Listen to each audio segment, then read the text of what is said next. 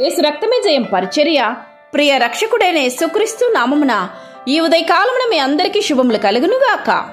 నా శ్రమలో నేను యెహోవాకు మొరపెట్టి తిని, నా దేవునికి ప్రార్థన చేసి తిని, ఆయన తన ఆలయములో ఆలకించి నా ప్రార్థన అంగీకరించెను. నా మొర ఆయన సన్నిధిని చేరి ఆయన చెవులు జొచ్చెను అని దేవుని వాక్యము సెలవిస్తుంది. నా ప్రియ సహోదరి సహోదరులారా, నీకు వచ్చిన సమస్యను బట్టి నీవు అధైర్యపడక, ఆ సమస్యను అర్థం చేసుకోగలిగిన ఆదుకోగలిగిన వారు ఒకే ఒక్కరు ఆ ప్రభువైన యేసుక్రీస్తు మాత్రమే అని గ్రహించు. ఆయనతో చెప్తే చాలు, ఖచ్చితంగా నీకు జవాబు వస్తుంది, విడుదల సంభవిస్తుందని విశ్వాసముతో మొదటగా మనం ఏదైనా ఆయనకే చెప్పాలి. అది చిన్న విషయమైనా పెద్ద విషయమైనా దేనిని గూర్చియు నీవు దేవునికి చెప్పడం అలవరుచుకో. ఇది నీకు దేవునికి ఒక బలమైన బంధాన్ని ఏర్పరుస్తుందని మరువకు. ఎన్నిసారైనా దేవుని సన్నిధిలో నీవు మోకరించి ఆయన చెంత నీ యొక్క బాధలను చెప్పినెడలా ఆయన విసుక్కోక నిన్ను ఆదుకుంటాడు. అదే మనుషుల వైపు చూసి నీవు పదే పదే నీ బాధను చెప్పుకుంటే నిన్ను వాళ్ళు విసుక్కుంటారు, విసర్జిస్తారు, చేదరిస్తారు. కనుక ఇటువంటి ఆలోచన నీకు వద్దు. మనుషుల వైపు చూడకు, ప్రతిదీ దేవునికి అర్పించు. దేవునికి చెప్పిన తర్వాత ఇక ఇతరులకు చెప్పవలసిన అవసరమే ఉండదు. ఇది మనం ఆయనకిచ్చే గౌరవాన్ని తెలియజేస్తుంది, ఆయన పట్ల మనకున్న నమ్మకాన్ని కనుపరుస్తుంది.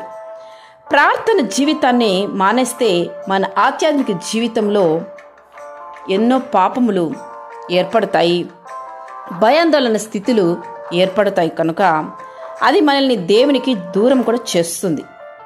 మన ప్రార్థన జీవితం బలంగా ఉండాలి. మనం ఆత్మీయంగా బలంగా ఉంటేనే ఎటువంటి కార్యములోనూ మనం స్థిరంగా నిలబడగలుగుతాం. సాతాను ఎన్నో విధంగా మనల్ని పడదోయాలని కొన్ని ఇరుకు ఇబ్బందికరమైన స్థితిలోను మనం ముందు ఉంచినప్పుడు కూడా అధైర్యపడక, సమస్తమును సాధించే, సమస్తములోనూ విడుదల కల్పించే ఆ సమర్థవంతుని చేతికి నీ సమస్యలను అర్పించి చూడు. తప్పక దేవుడు నిన్ను విడిపిస్తారు, ఆశీర్వదిస్తారు. మనుషులపై ఆధారపడకు. మనుషులు నిన్ను ఒక్కసారి నీ మాటను వినొచ్చు, నీ బాధను వినొచ్చు, కానీ పదే పదే నీ మాటల కొరకు, నీ బాధల కొరకు వారు చెవియొగ్గి ఆలకించరు. నిన్ను విసుక్కొని నిన్ను విసర్జిస్తారు. ఆ దుస్థితికి పోకు. నీకు ఇంత గొప్ప దేవుడు ఉండగా నీవు ఎప్పుడు ప్రార్థన చేస్తావో, ఎన్నిసార్లు చేసినా సంతోషంతో నీ మాటలను ఆలకించడానికి, నేను విడుదల చేయడానికి వేచి ఉన్న ఆ గొప్ప దేవుడు ఉండగా మనుషుల వైపు చూసి నీవు ఇటువంటి నష్టానికి పాలుపోపడకు. దేవుడు ప్రతి కార్యంలో నీకు విజయం చేకూర్చాలంటే ఆ దేవుని పైన ఆధారపడు, విశ్వాసముతో ఆయన వైపు చూడు. తప్పక నీ ప్రతి కార్యము దేవుడు నీకు జయంగా మార్చునుగాక. ఆమేన్. యేసు రక్తమే జయం పరిచర్యలు మీ సహోదరి. God bless you.